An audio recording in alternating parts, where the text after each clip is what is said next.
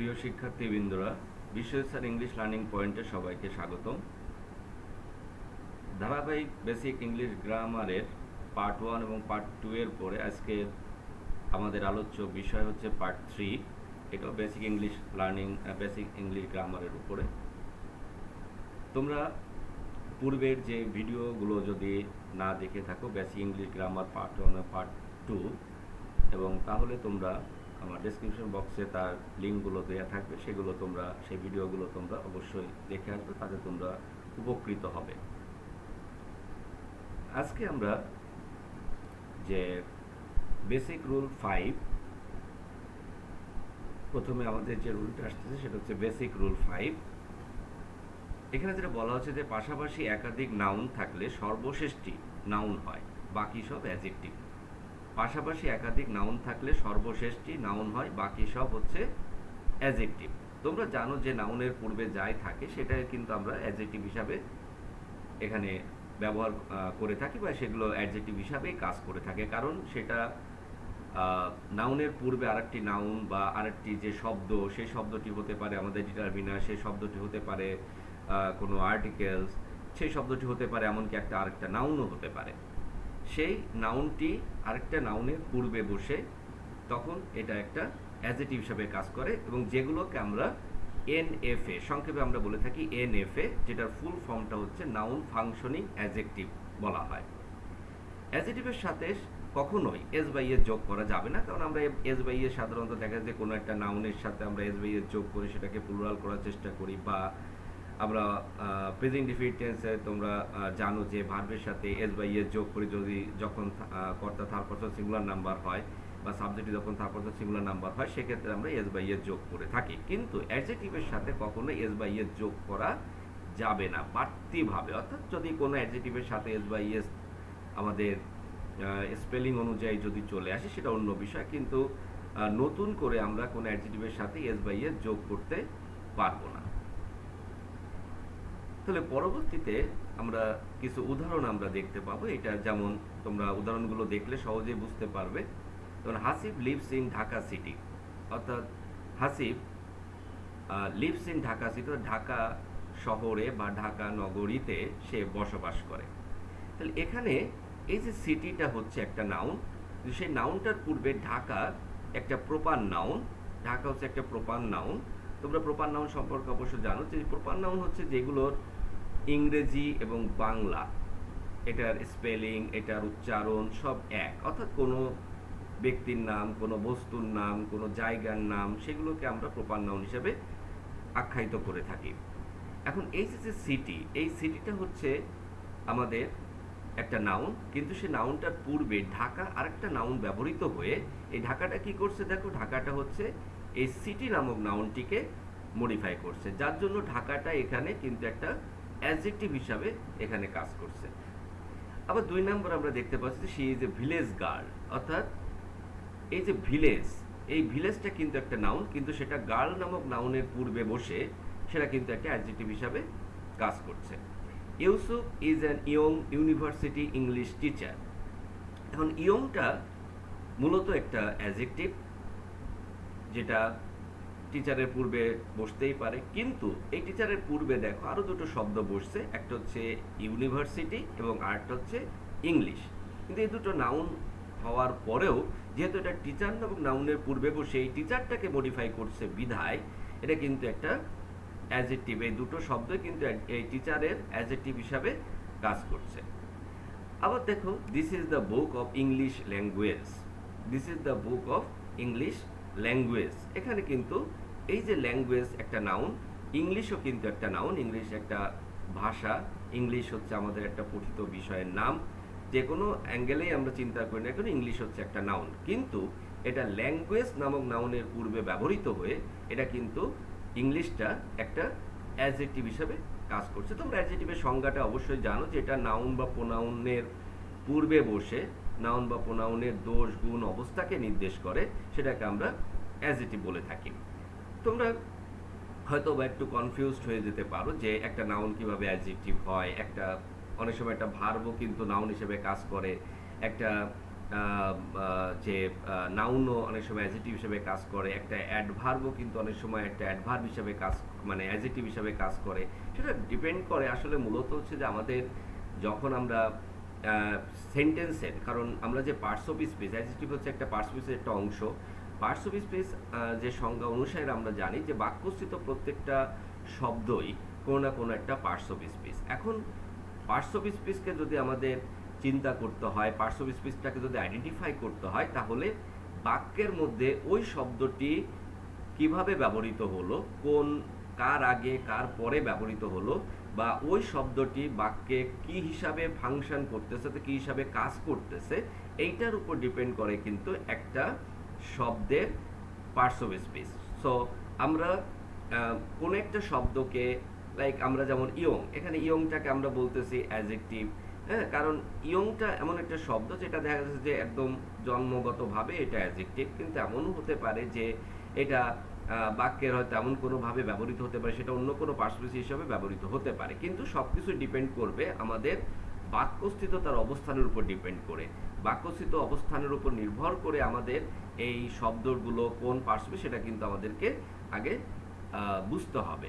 এটা কিন্তু আন্দাজে আমরা একটা করে দিলাম যে না, ইউনিভার্সিটি তো বিশ্ববিদ্যালয়, এটা একটা নাউন, ইংলিশ একটা ভাষার নাম, এটা একটা নাউন, কিন্তু এইটার অবস্থানটা কোথায়, সেই অবস্থানটা কিন্তু আমাদেরকে আগে বুঝতে হবে। এটা কার আগে আছে, কার পরে আছে, সব কিছুর উপর নির্ভর করে কিন্তু আমাদের এই পার্সপেক্টিভগুলোকে কিন্তু কাজ করতে হয়। যার জন্য এখানে নাউনের পূর্বে বসছে বিধায় এটা ইউনিভার্সিটি ইংলিশ, এটা নাউন হওয়া সত্ত্বেও এটা কিন্তু অ্যাডজেক্টিভ হিসেবে কাজ করতেছে।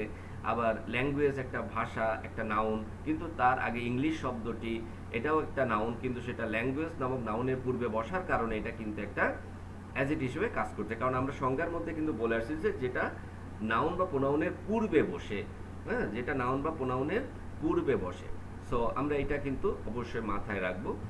এখন এখানে যে ব্যাখ্যাটা বলা হচ্ছে, ব্যাখ্যা সম্পর্কে আমি ইতিমধ্যে অনেক কথা বলে ফেলাইছি এবং সেইগুলোই কিন্তু এখানে আমাদের লেখা হয়েছে। যে উপরের বাক্য চারটিতে যেমন সিটি, এই যে সিটি, গার্ল, টিচার, ল্যাঙ্গুয়েজ, এই নাউনগুলোকে এদের পূর্বের ওয়ার্ড, অর্থাৎ পূর্বের ওয়ার্ড বলতে যেমন ঢাকা, ভিলেজ, ইউনিভার্সিটি, ইংলিশ, তারপরে আরেকটা আছে ইংলিশ, এইগুলোকে মডিফাই করছে, তাই এরা অ্যাডজেক্টিভ। সুতরাং আশা করি তো এটা তোমাদের কাছে অনেকটা ক্লিয়ার হয়ে গিয়েছে। পরবর্তী রুলে আমরা যাব, বেসিক রুল 6।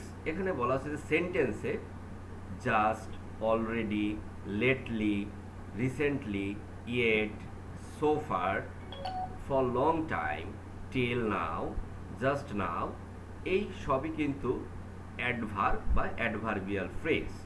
আমরা অ্যাডভার্ব যেমন যেগুলো ওয়ান ওয়ার্ড, সেগুলোকে আমরা অ্যাডভার্ব বলতে পারি। যেগুলো একের অধিক ওয়ার্ড আছে, যেমন so far, for long time, till now, just now, এগুলোকে আমরা কিন্তু অ্যাডভার্বিয়াল ফ্রেজ আকারে আমরা ব্যবহার করতে পারি। ফ্রেজটা কি? ফ্রেজটা হচ্ছে যেটা একটা শব্দগুচ্ছ, যেটার মধ্যে কোনো সাবজেক্ট এবং ফাইনিট ভার্ব থাকে না, যেটা বাক্যস্থিত বাক্যের মধ্যে এটা ব্যবহৃত হয়ে আংশিক কোনো একটা অর্থ প্রকাশ করে, বা একটা বলা যায় কিছুটা সম্পূর্ণ অর্থ প্রকাশ করে, সেগুলোকে আমরা ফ্রেজ বলে থাকি। অর্থাৎ ফ্রেজ এবং আরেকটা আছে ক্লজ। তোমরা ফ্রেজ হচ্ছে একটা শব্দগুচ্ছ যার মধ্যে কোনো সাবজেক্ট এবং ফাইনিট ভার্ব থাকে না, আর ক্লজও একটা শব্দগুচ্ছ কিন্তু তার যার মধ্যে একটা সাবজেক্ট এবং ফাইনিট ভার্ব থাকে। এটা হচ্ছে যে ফ্রেজ এবং ক্লজের মধ্যে একটা বড় একটা পার্থক্য। সো আমরা ফ্রেজ হচ্ছে যেটা অবশ্যই একের অধিক শব্দ থাকতে হবে, সেটাকে আমরা ফ্রেজ বলবো।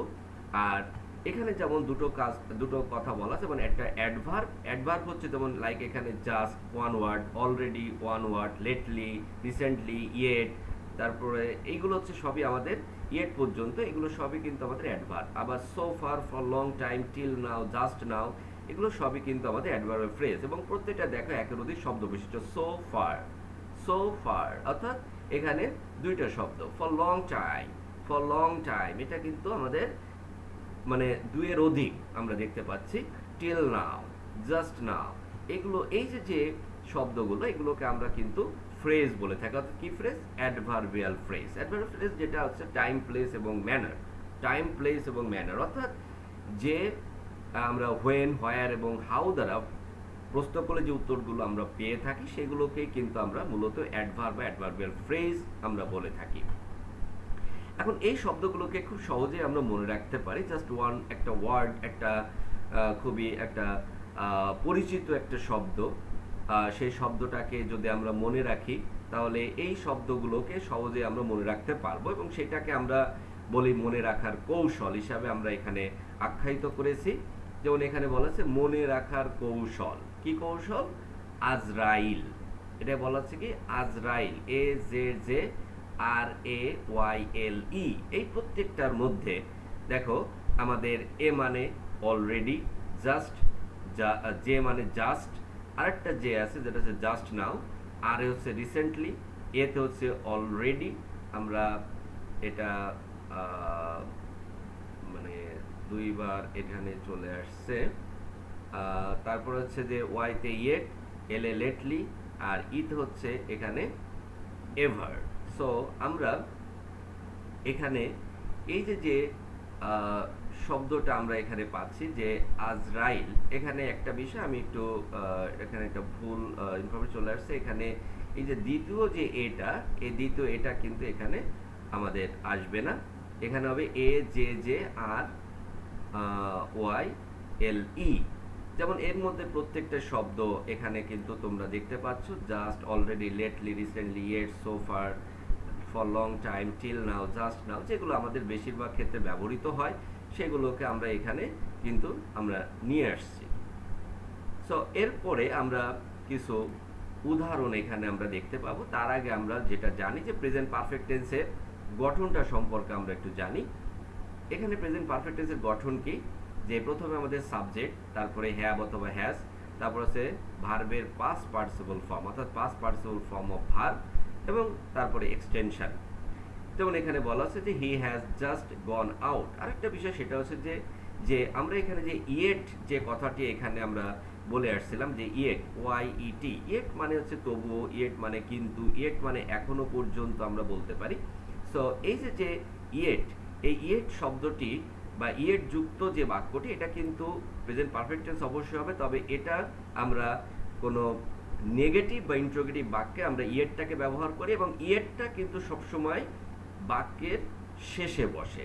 ইয়েটটা বসবে বাক্যের শেষে, তাহলে ইয়েটটা আমরা ব্যবহার করব বাক্যের শেষে, এবং ইয়েটটা ব্যবহৃত হবে প্রেজেন্ট পারফেক্ট টেন্স যুক্ত কোনো ইন্ট্রোগেটিভ বা নেগেটিভ সেন্টেন্সে। এছাড়া ইয়েটটা কিন্তু কোনো অ্যাসার্টিভ বা হ্যাবোধক বাক্যে মূলত এটা অ্যাফার্মেটিভ বাক্যে ইয়েটটা ব্যবহৃত হবে না। এছাড়া অন্যান্য যে অ্যাডভার্ব বা অ্যাডভার্বিয়াল ফ্রেজগুলো রয়েছে, এটা কিন্তু আসলে ব্যবহৃত হয় এটা সাহায্যকারী ভার্ব এবং মূল ভার্বের মাঝখানে। যেমন দেখো he has just gone out, এখানে যে জাস্ট ব্যবহৃত হয়েছে সাহায্যকারী ভার্ব হ্যাজ এবং গন এর মাঝখানে। আবার I have just now reached there, এখানে জাস্ট নাওটা ব্যবহৃত হয়েছে হ্যাভ নামক সাহায্যকারী ভার্ব এবং রিচড মূল ভার্বের মাঝখানে। Sanjita has already fallen in love, একইভাবে অলরেডিটা ব্যবহৃত হয়েছে সাহায্যকারী ভার্ব ও মূল ভার্বের মাঝখানে। Just now he has had dinner but he says he will see you when he has finished.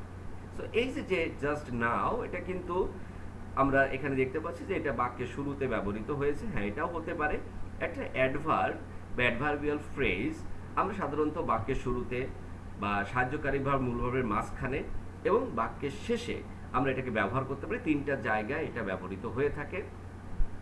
এবং এই যে ইয়েটের যে ব্যবহারটি রয়েছে, have you not finish the work yet, এই যে এটা ইন্ট্রোগেটিভ বাক্য, এবং এই বাক্যটা দেখো একটা নেগেটিভও বলা যায়, এটা নেগেটিভ ইন্ট্রোগেটিভ দুটোকে একসাথে করা হয়েছে, একই সাথে এটাকে উদাহরণটা দেওয়া হয়েছে, have you not finish the work yet. আমরা এই যে উদাহরণগুলো লক্ষ্য করলে আমরা বুঝতে পারবো যে বাক্যগুলোর মধ্যে প্রত্যেকটার মধ্যে আমাদের কিন্তু ওই অ্যাডভার্ব বা অ্যাডভার্বিয়াল ফ্রেজগুলো কিন্তু বিদ্যমান।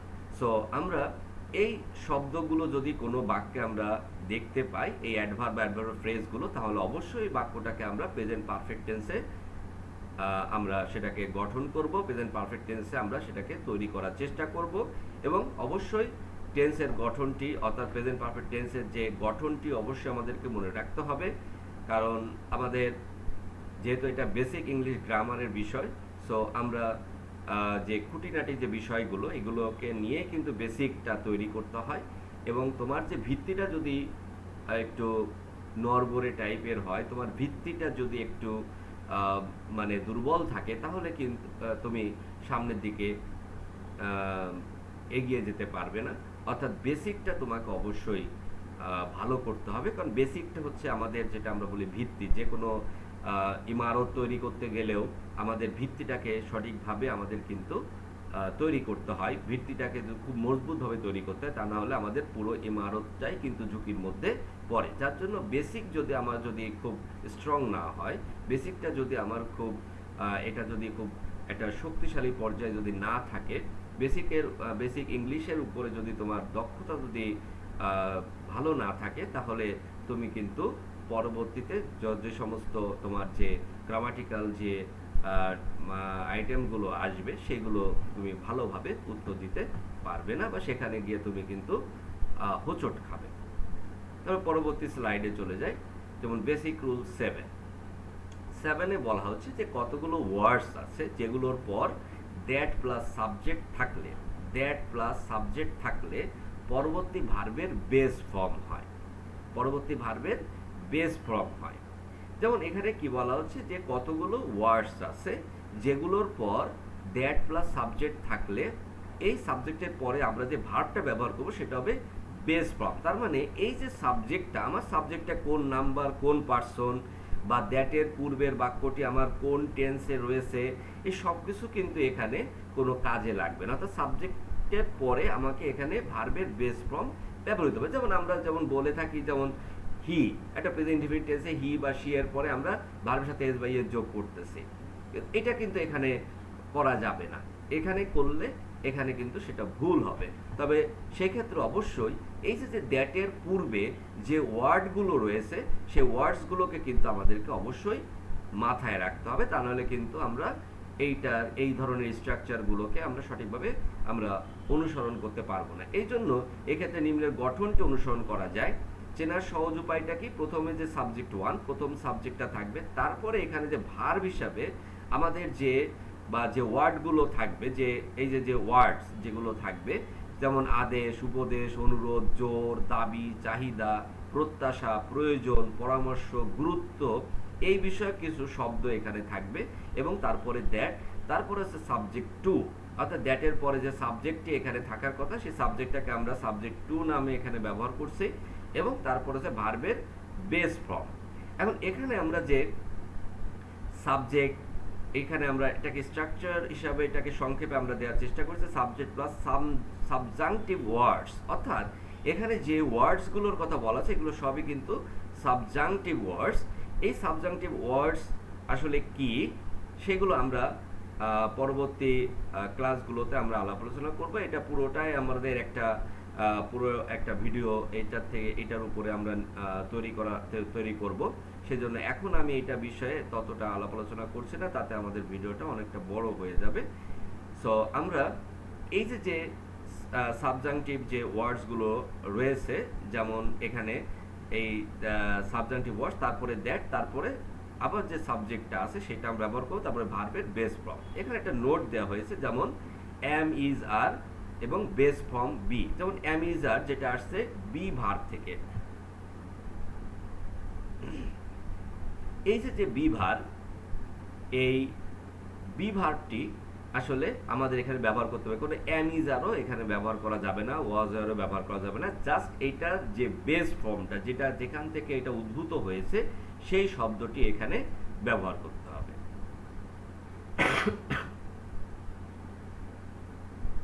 তাহলে আমরা পরবর্তী স্লাইডে আমরা একটু চলে যাব। যেমন এখানে কিছু সাবজাংটিভ ওয়ার্ডস এখানে দেওয়া আছে, যেমন এই যে রিকোয়ার মানে দরকার পড়া বা হওয়া, রিকোয়েস্ট অনুরোধ করা, আর্ক মানে হচ্ছে তাড়া দেওয়া, আর্জেন্ট যেটা জরুরি, প্রপোজ প্রস্তাব করা বা প্রস্তাব দেওয়া, প্রেফার পছন্দ করা, ম্যান্ডেটরি যেটার অর্থ হচ্ছে বাধ্যতামূলক, অব্লিগেটরি যেটার অর্থ হচ্ছে বাধ্যতামূলক, ডিমান্ড মানে চাহিদা, আক্স জিজ্ঞাসা করা, অ্যাডভাইস উপদেশ দেওয়া, অ্যাডভাইস ADVIS এটা কিন্তু ভার উপদেশ দেওয়া, আর ADVIC যেটা ওইটা হচ্ছে আমাদের নাউন, যেটা আমরা এখানে দেখতে পাচ্ছি। দেখো এখানে এডিভিআইসি, এটা হচ্ছে পরামর্শ, আর এটা হচ্ছে উপদেশ দেওয়া।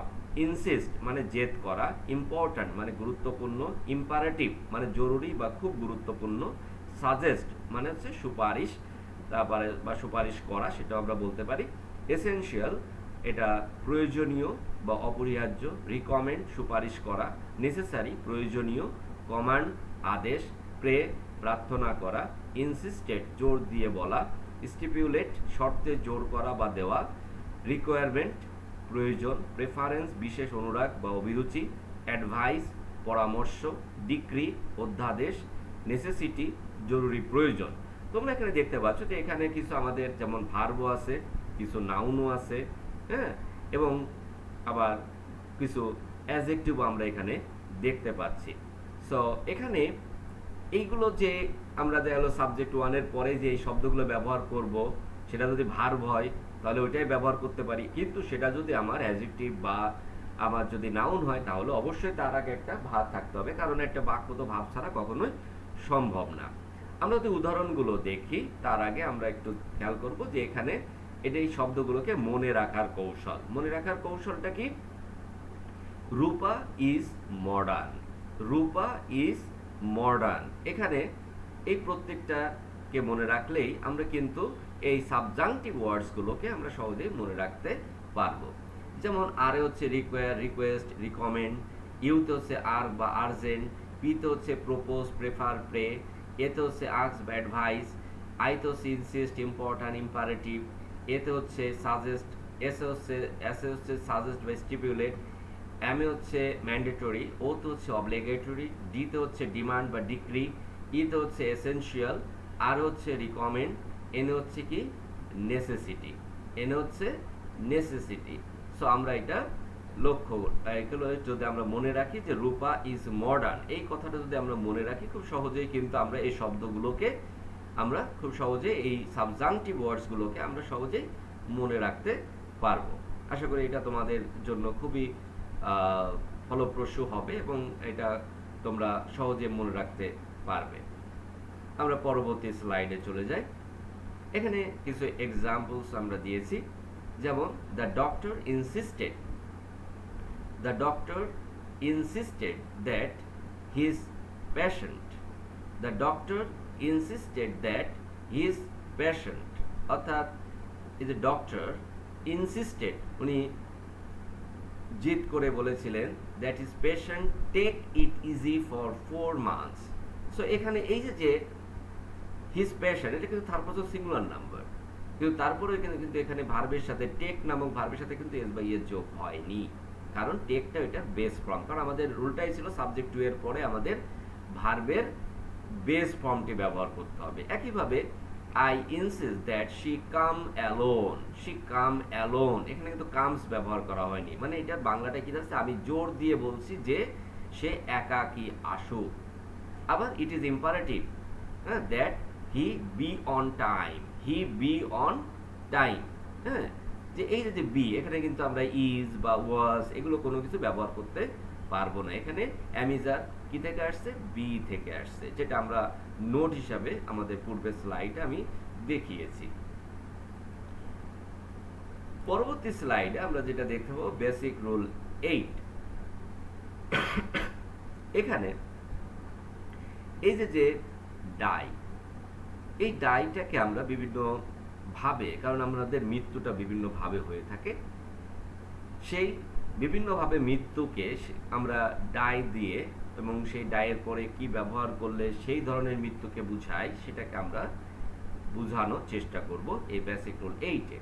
এবং এটা তোমরা কিছুটা অ্যাপ্রোপ্রিয়েট প্রিপোজিশনের মধ্যেও তোমরা এটা কিন্তু পেয়ে যাবে। ডাই যেটার অর্থ হচ্ছে মৃত্যু, যেটাকে আমরা অন্যভাবে এটা সিনোনিমাস হিসাবে আমরা ব্যবহার করতে পারি দ্য ওয়ে অফ ডেথ বা পাস অ্যাওয়ে। এখানে যে এক্সাম্পল দেওয়া, যেমন রোগে মারা যাওয়া অর্থে আমরা ব্যবহার করি ডায়ের পরে অফ, রোগে মারা যাওয়া অর্থে ব্যবহার করা হয় ডায়ের পরে অফ, যেমন he died of illness, the man died of malaria, হ্যাঁ, এটা আমরা দেখতে পাচ্ছি। পরবর্তী স্লাইডে আরো কিছু উদাহরণ দেওয়া আছে, এবং দুর্ঘটনায় মারা যাওয়া অর্থে ডাই বাই, দুর্ঘটনায় মারা যাওয়া অর্থে ডাই বাই, যেমন he died by an accident, he died by an accident, তাহলে এখানে দুর্ঘটনায় মারা যাওয়া অর্থে আমরা ব্যবহার করব কি ডাই বাই। খেয়ে বা না খেয়ে মারা যাওয়া অর্থে ব্যবহার করব কি আমরা ডাই ফ্রম। খেয়ে বা না খেয়ে মারা যাওয়া অর্থে ব্যবহার করব কি ডাই ফ্রম। যেমন he died from over eating, যেটাকে আমরা হাংরি বা ইনজিওর এগুলো আমরা ব্যবহার করতে পারি। ভালো কাজের বা দেশের জন্য মারা যাওয়া অর্থে আমরা ব্যবহার করি হচ্ছে ডাই ফর। যেমন হি ডাইড ফর কান্ট্রি, অর্থাৎ সে দেশের জন্য মারা গিয়েছিল। আবার শান্তিতে মারা যাওয়া অর্থে ডাই ইন, অর্থাৎ দেখা গেলো যে একটা মানুষের বয়স হয়ে গিয়েছে, তার এখানে বার্ধক্যজনিত কারণে অনেক সময় অনেকে মারা যায়, অর্থাৎ সেখানে তার বলা যায় যে তার এই পৃথিবীতে তার সব কিছু ভোগ টোগ করা হয়ে গেছে, সুতরাং সে যখন বৃদ্ধ বয়স হয়ে যায়, সে যখন মারা যায়, তখন আসলে মানুষ তখন সেটাকে খুব শান্তিপূর্ণভাবে সেটাকে নেয়। অর্থাৎ যে কোনো মানুষের বিচ্ছেদই আমাদের কাছে কষ্টের, সুতরাং তারপরও একটা বার্ধক্যজনিত কারণে কেউ যদি মারা যায়, তাহলে সেটাকে আমরা খুব শান্তিতে মারা যাওয়া অর্থে আমরা সেটাকে ব্যবহার করে থাকি, এবং সেটার ক্ষেত্রে আমরা ডাই ইনটাকে ব্যবহার করি। কেন ডাই ইন ব্যবহার করা হচ্ছে? কারণ ইনের পরে আমরা একটা সময়কে ইন্ডিকেট করি, অর্থাৎ বিশেষ করে সেটা কোনো সাল হতে পারে, কোনো ঋতু হতে পারে, সুতরাং এখানে সালটাকে আমরা ইন্ডিকেট করেছি। সো শান্তিতে মারা যাওয়া অর্থে ব্যবহার করবো ডাই ইন, যেমন হি ডাইড ইন 1993। সো এই যে বিষয়গুলো রয়েছে, এরপরে দেখো কাজ করতে করতে মারা যাওয়া অর্থে আমরা ব্যবহার করি ডাই ইন হার্নেস। কাজ করতে করতে মারা যাওয়া অর্থে ব্যবহার করা হয় ডাই ইন হার্নেস। যেমন হি ডাইড ইন হার্নেস, তার অর্থ হচ্ছে যে কাজ করতে করতে মারা যাওয়া।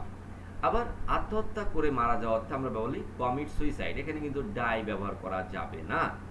আত্মহত্যা করে মারা যাওয়া অর্থে ব্যবহার করব আমরা কমিট সুইসাইড, যেমন সি কমিটেড সুইসাইড, অর্থাৎ সে আত্মহত্যা করেছিল। এটা বিভিন্নভাবে করা যায়, বিভিন্নভাবে এটাকে ইংরেজিতে অনুবাদ করা যায়, তবে এটা হচ্ছে রীতিসিদ্ধ যে সে কমিটেড সুইসাইড, অর্থাৎ সে আত্মহত্যা করে মারা গিয়েছিল বা সে আত্মহত্যা করেছিল।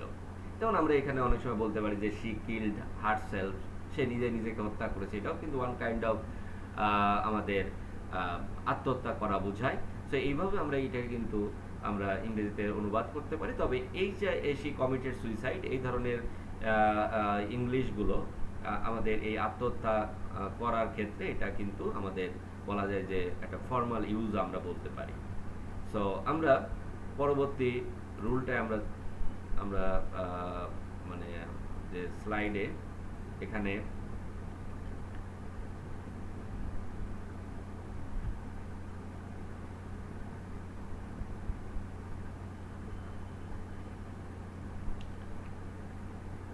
তো আজকে আমাদের এটাই ছিল আমাদের আজকের ক্লাসের প্রতিপাদ্য বিষয়। তো তোমরা যদি নতুন হয়ে থাকো তাহলে অবশ্যই আমার চ্যানেলটি সাবস্ক্রাইব করবে। তো আজকের মতো এই পর্যন্ত, সকলকে অনেক ধন্যবাদ।